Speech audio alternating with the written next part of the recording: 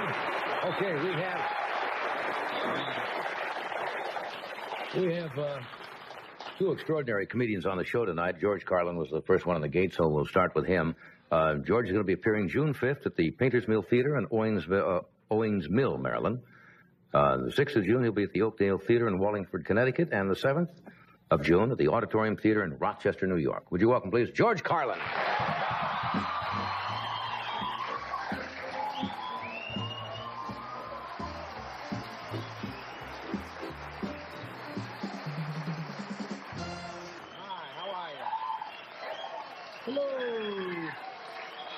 Hi. How you doing? Okay, I guess, huh? Yeah, feel nice. That's good. I don't have any opening announcements tonight, so I'll go right into my routine. I had kind of an interesting morning. This morning I ate at the usual place, the restaurant for the unclean. I had been eating over at the International House of Salt and Pepper, but don't like the selection. I noticed something this morning that had escaped me. There are people who like Raisin Bran without the raisins. And if you are one of these people, you know that in order to have it that way, you have to clean the Raisin Bran. That's right. You have to take either a desk drawer or the top of a shoebox is what good. The top of a shoebox, you have to put the Raisin Bran on the top and sort of jiggle it and roll those raisins out of there. Roll those raisins right out of there. Yeah. Of course, that's street Raisin Bran I'm talking about now. I'm not talking about the cents, which is so hard to get and you don't have to clean anyway. So it's been, like I say, an interesting morning. Let me mention one other thing about breakfast foods, as long as I'm on the subject. Don't often get on that subject with the public. What wine goes with Freakies? I have trouble selecting a wine in the morning. Usually what I'll do, if I can't decide at all, I'll just smoke a bong full of Fruit Loops and let it go at that. Just get back in bed and watch the morning movie. Why am I talking like that? One morning movie. Well, I guess I'm just in training, you know? I had an interesting morning. I say I'm going to be coming back to this theme quite a bit. I call it interesting for a good reason. You see, I don't have a nice day anymore. Frankly, I don't bother with them. I feel as if I'm sort of beyond the nice day now. I feel as though I've had my share. Why not let someone else have a few? Why should I be hogging all the really nice ones? Of course, people still want me to have one. Everybody wants me to have one. Have a nice day. So, yeah. Will you give me my change, please, lady? Some of them were very insistent. I said, have a nice day. All right, okay, all right. That's the trouble with have a nice day. It puts all the pressure on you. Now you've got to go out and somehow manage to have a good time. All because of some loose-lipped cashier. Have a nice day. Maybe I don't feel like having a nice day. Maybe, just maybe, I've had 52 nice days in a row. And by God, I'm ready for a rotten day. Wish me a rotten day now and then. No one ever does that, and they're easy to have, too. Sometimes all you have to do is get up, you know. Have a rotten day, George. Thank you. And your lovely wife as well, sir. I think it's the word nice that bothers me. Nice. It's a flabby word. Doesn't give you a lot of information, does it? Nice. Isn't he nice? Oh, he is so nice. He is really nice. And, you know, she's nice, too. Yes, and he is so nice to her. Isn't that nice? I just don't care for the word. It's like fine, you know. How are you? Fine. Nobody is fine. Spaghetti is fine. How's your spaghetti? Fine. That makes a lot more sense to me. Some guys are great. You ever meet guys who are great? How are you? Great. Isn't this great? God, that's great. Look, they're going to kill that guy. Isn't that great? You know, that's right.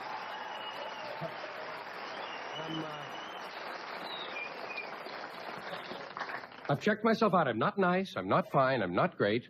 People ask me how I am. I say I'm fairly decent. Don't give them any superlatives, you know. Nothing to gossip about. I say I'm relatively okay. If I'm in a particularly jaunty mood, I'll tell them I'm not unwell, thank you. That really gets them mad because they have to figure that one out for themselves. Occasionally, I'll look them right in the eye and say I'm moderately neato. Then, of course, they have to ask their children how I am. So I think you'll admit that was kind of interesting, huh?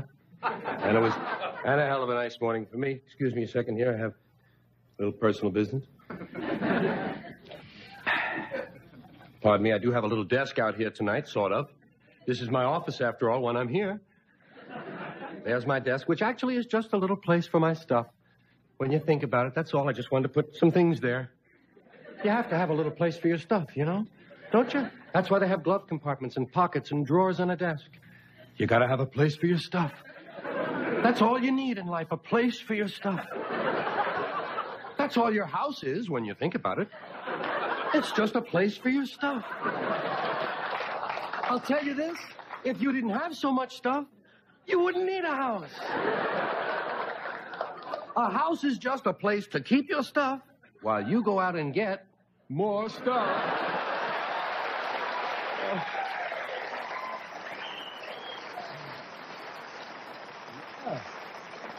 In fact, sometimes you gotta move. No room for your stuff. You gotta get a bigger place, because that's all a house is a big pile of stuff. Everybody's got a little pile of stuff. Everybody got a pile of stuff, and you lock your stuff up when you leave. Gotta lock your stuff, huh? Somebody might come along and take some of your stuff. And they always take the good stuff. You notice that? They never bother with all that trash you're saving. Do you ever notice when you go to somebody else's house that you don't quite feel at ease? You know why? No room for your stuff. Somebody else's stuff is all over the place. No wonder you feel dumb there. You go to somebody's house and you're not expecting to stay overnight. You know that situation? Just going over for dinner. Have a little cocoa and gin or something, whatever your style. Just a little something for the evening, but you're not supposed to stay over, but then the bridge is washed out and you do. They give you a little bedroom that they haven't used in years. You know, in fact, someone died in it 11 years ago. And they haven't moved any of his stuff. Or any kind of little bedroom they give you, there's always a little dresser right next to the bed, and there's never any room for your stuff. Why? Somebody else's crap is all over the top of the dresser. Have you noticed that their stuff is crap and your crap is stuff? Get in. You say, get that crap out of my way and let me put my stuff down. Now, sometimes when you go on vacation, you got to bring some of your stuff with you. Can't bring all of your stuff. You bring just the stuff you know you're going to need for 2 weeks, about 2 weeks worth of stuff. And you go over to the big hotel in Honolulu. You're going to be there for 2 weeks, and you open up your stuff and you start putting your stuff out because you got to have some stuff. You don't feel so good because you're half a world from home, but here's your stuff, so everything must be okay. Just putting your stuff there. And you start to feel all right after a day and a half. That's when your friend from Maui calls up. Says, why don't you come over and spend the weekend over here? So, wow. Now what do I pack? Right, you got to pack an even smaller version of your stuff, the third version of your house. Just enough stuff for a weekend on Maui. You get over there and you put up your stuff, a little Visine, you put it on the windowsill, whatever you have, you put your stuff up and you start to feel okay. It takes about an hour and a half. You know you're extended now. Supply lines are getting longer and harder to maintain. You've got stuff here, stuff there, and stuff way back there. But you finally get your stuff put up and it's okay after about an hour. That's when your friend says, hey, I think tonight we'll go over the other side of the island and spend the night at my friend's house. Wow. Now what do you bring? Just whatever's in your hand. I figured that out myself. I'll close here by just one observation that I made driving over here. Have you noticed that most of the women who are against abortion are women that you wouldn't want to get pregnant in the first place, man?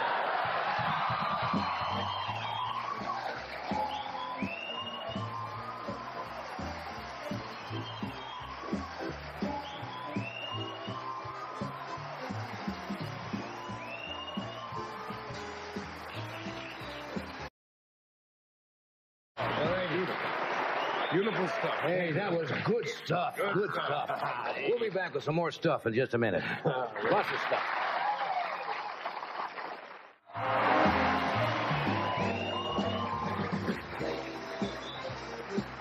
We're back with George Carlin.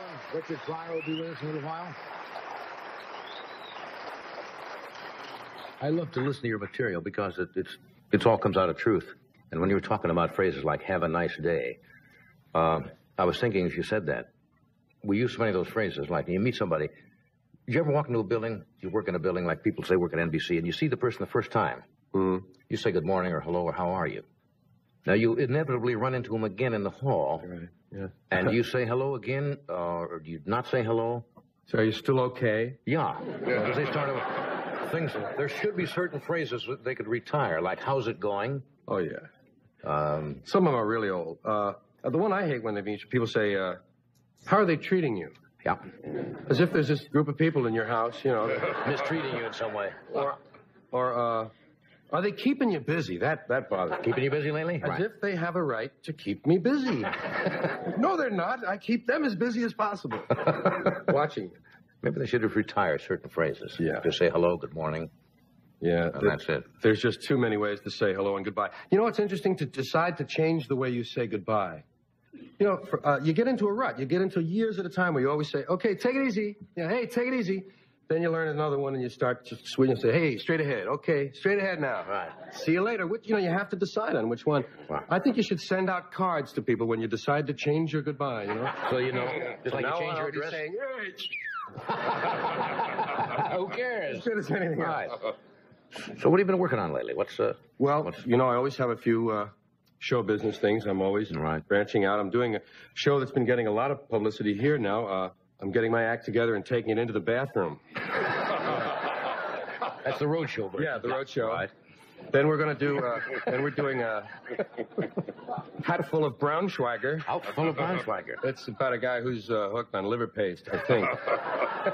But, you know, I've been keeping mostly busy with causes and little, you know, things that interest me. Parakeet menopause is an issue that I think it's highly overlooked. Yeah, highly overlooked. I think its time has come, and of course the problem of gay grandparents, especially out here.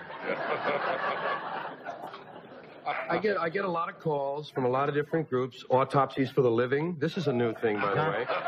These things are never really addressed and looked at. And California is the place for something like that to begin, I feel. And the illegal cow fights, I don't know if you're aware of this. The illegal cow fights? Yeah. Taking place again. In the valley here, they have the illegal cow fights on Thursdays, I think it is. We're trying to get together with Doris Day and a few of the people that are interested in animals, you know, to get out there and police this thing up. Right. Then, you know, if you watch the talk shows, Johnny, especially the afternoon issue kind of talk shows where they have someone on who's written a book about this or that and is working on things, you run into a lot of these problems, I guess. You could call them roughly the battering syndrome has come in for a lot of attention in the last year. Of course, battered children, battered wives, and battered husbands, which surprised some people, but is a problem. Yeah. And we're working now on something unusual: battered casual acquaintances. Got a hotline set up, I suppose, and things for that? One of those hotlines, unfortunately, we have this hotline where nobody answers. That's for people who don't really follow advice anyway. So. That's right, sure. But in this battering syndrome, we have something that I found quite unbelievable: battered plants. Have you heard of this at all? No. People come home and take it out on the ivy, you know? Really? And I don't think it's right. Of course, I think it's not just the slapping, you know, slapping the ivy around. It's the psychological harm that we do them. For instance, do we know for sure that hanging plants aren't scared out of their minds? I mean, no wonder ivy clings. You know, and you know, the calls just keep coming in. The Beverly Hills Chamber of Poor Taste gave me a call this week from them. They're having a hunger banquet. Hors d'oeuvres for Bangladesh, I think they're calling that. Good cause. And the dangers of drinking on the toilet. You know, a lot of these things have been mentioned. I'm getting interested in cosmetic dentistry for the wicked.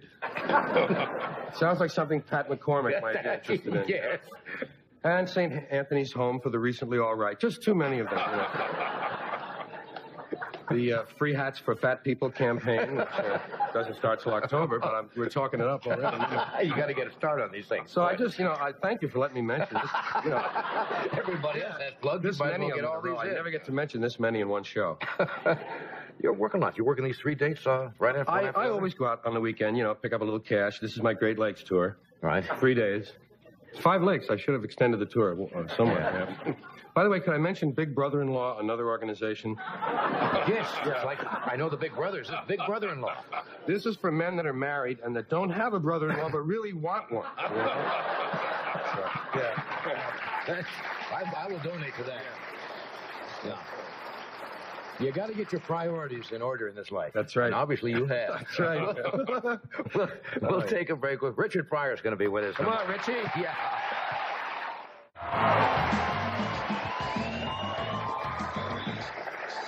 Thank you, Doc. We're back. What can you say about Richie Pryor? He's a... So much. I would guess you are the biggest fan of Richie's, as I am. I'd say he's my top comic. Frankly, everybody who does comedy think Richie is a genius. It's Stir Crazy, I guess, is one of the biggest grossing movies in the past couple of years, next to Star Wars or something like that. And he's got another movie coming out called Bustin' Loose, which opens the day after tomorrow all over the country. I think he was out here shooting in Burbank somewhere today, wasn't he? Would you welcome Richard Pryor?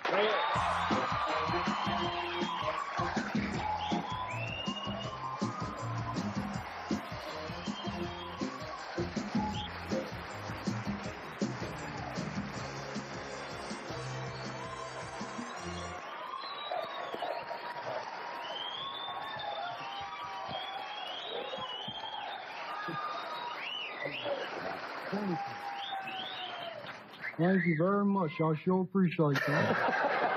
I'm afraid to say, how's it going? George and I were just talking about... I'm great. Yeah, you're looking... Really great. Really great. You're looking good. Thank you. Yeah, I've not seen you since last time you were here. You were heading for Hawaii. Yeah, I saw you on the Oscar show. Oh, yeah. Were you in Hawaii when that played? Yeah, no, it showed the same night. Usually everything's a week later. That's right. Why did they... I guess we got to get it transported over here, or... I imagine so, Johnny. I guess I would... Couldn't be another reason, could there? Are you all finished with the? You were still undergoing some therapy for the burns and stuff. Are you pretty much through with that? Pretty much through. I just got to go through. Every morning I have to get up and set myself on fire and see how fast I can put it out. Little test. Yes, little test I do every day. So far, so good. Are you? This may sound like a dumb question, but it probably is. But why not? Can't be brilliant questions all the time. But do you ever, when you're sleeping, does this come back sometime to really? No, really? I never have dreams about it. No. But some people it would affect traumatically. And no, I had one dream about fire, and I was driving in a Jeep and with a soldier who was sitting in the back, and I didn't know who he was. And he said, "Just drive, I'll get you through it." And we drove through this forest fire. Yeah. And stopped by a lake, and that's the only thing I had about fire. That's the only time that you even thought about it. Sorry I brought it up. Maybe that was my dumb question. I'm sorry about that. That was my dumb answer. You guys know I was in the Jeep. Yes. Yeah. You guys have never worked. You've never been on the show together. I know that. No, we worked together in the village. We started out in... George used to wear suits. That's right. Well, George has gone through various career changes. And, clothing changes. Yes. I was change your clothes, George. You were what? Colored in those You were days. colored in those days, huh? You've now become black. Yes, and, I was a colored comedian. I was almost colored at that time myself. We worked You in remember on Uncle Bleecker Dirty? Street. Uncle Dirty, sure. Yeah, Uncle Dirty used to be with down the village. hanging out, writing down our stuff. Yeah, we started 1965 down there. Yeah. Down at Cafe Ogogo. And we used to idolize Bill Cosby. Yeah. We used to go see him. He was hot. That was something to go see Bill. Yeah. Did you ever even unconsciously pick up on somebody's line and use it? Oh, on purpose. Oh, I mean, actually. That's more honest than I thought I was going to get. In other words, just out and out stealing, huh? Dick Gregory used to have stuff in the Jet magazine, you know, and that's how I started reading his material, and I'd do it on stage. And that was my first breakthrough, as that I got a lot of laughs with his material. Yeah. and then I moved on to Bill Cosby, and I just got a hit with Bill. I know. I was good. And people say, you sound like Bill. I just, the hell you mean? This is my voice, Jack. So, no, I did that I made a lot of money as Bill Cosby. Yeah. What's the worst place you ever played? The worst place I ever played? I was L.A. County Jail. That's a tough audience, right? Yeah.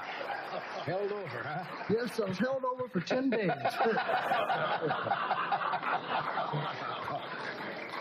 Was that when you were parking the cars one night when you were... Parking the cars? Well, no, you were don't mention...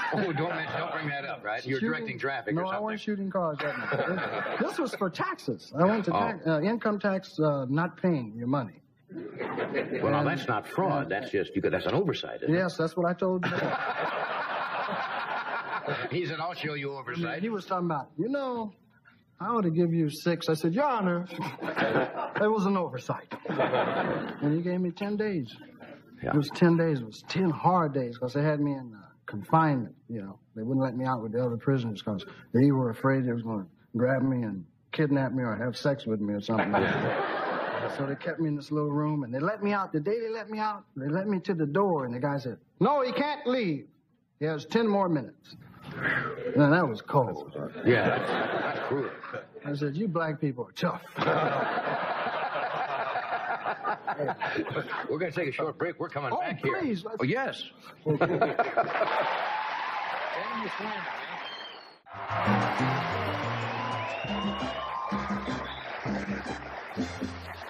back with Richard Pryor and George Carlin.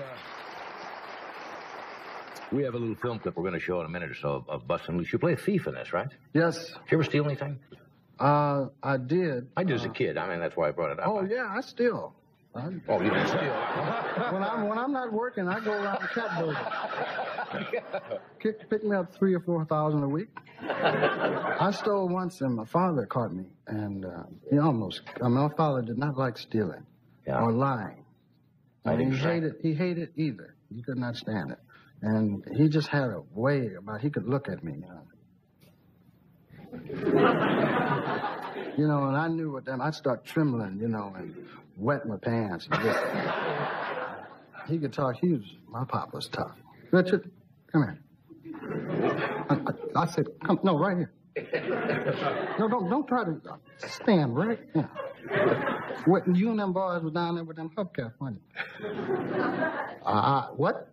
So I knew not to lie, because he'd snatch a knot in your butt. That's what I stole a ring once from a dime store, and then wouldn't admit it to the guy, and he started to march me down about 2 blocks to my father's office. And I fessed up real quick, because that's... Your father had an office? Well, it wasn't a big, lavish office, but yeah, he worked. Damn. Yeah. That's cool. A real office, yeah. Yeah, and a desk there, and a telephone, and... Man, that's him. Isn't it? My dad just was out there on the porch. Yeah. I stole some coffee once. We was going to go hiking. I stole some coffee and got caught in the store stealing coffee that I didn't need. And God might be bad for that. Yeah. So I don't mind you stealing, but you don't even need coffee. Yeah, that's right. Okay. We better run this film clip. Bustin' Loose, right? Stealing TV. This is about stealing. This is from the film Busting Loose, and it opens in August. No, it opens Friday. Opens Friday, Just day kidding, after tomorrow. Okay, watch the monitor here.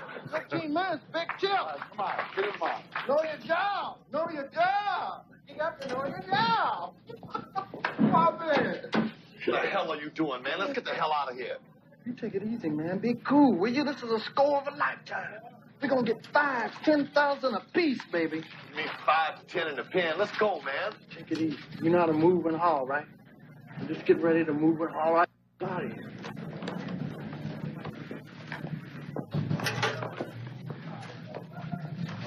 you doing, man?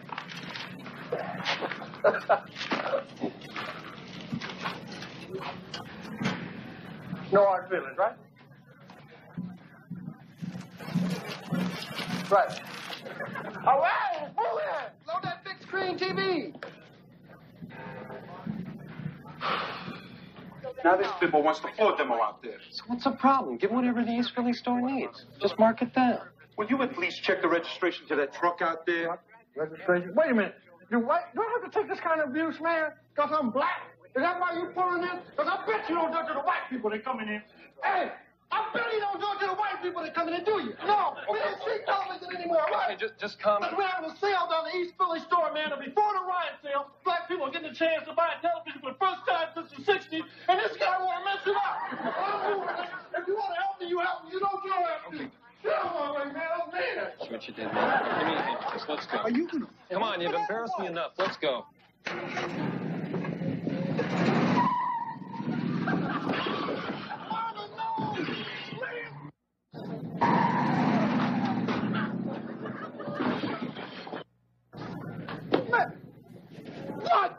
What you gonna, what are you gonna, what it is? What it look like? No, baby.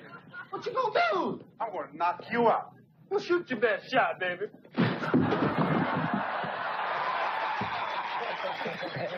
Never ask a guy to take his best shot.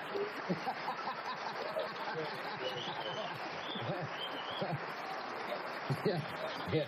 You had him right where you wanted him, right? Take your best whack off. That looks funny. Thank you. Really looks funny. What do you go to see? Pictures? What kind? You go see comedies mainly? Oh, I want to see Superman 2. Superman 2. That's what I'm waiting on to see. Really? Yeah. So did you see Superman 1? Sure. Well, this one, remember the people was in the glass? Yeah. Well, he goes and gets them Yeah. and brings them back to Earth accidentally. And there's 4 Supermans. I didn't know that. Yeah, and 1 Superwoman.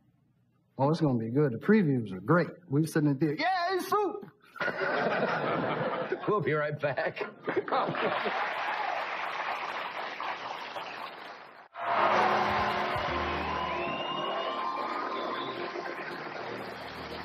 you, Don. Okay, Bustin' Loose opens day after tomorrow. Richie's picture, day after tomorrow all over the country. George is back for your Great Lakes tour, as you call it. That's right. Yes. This has really been great having both of you here tonight. It's a special night. Good to see you back working up and around and feeling good. Thank you, Johnny. Thank you, George. Thank you, George. And tomorrow night, George Siegel, Rich Hall, and Catherine Harold. Thanks for being with us. Good night.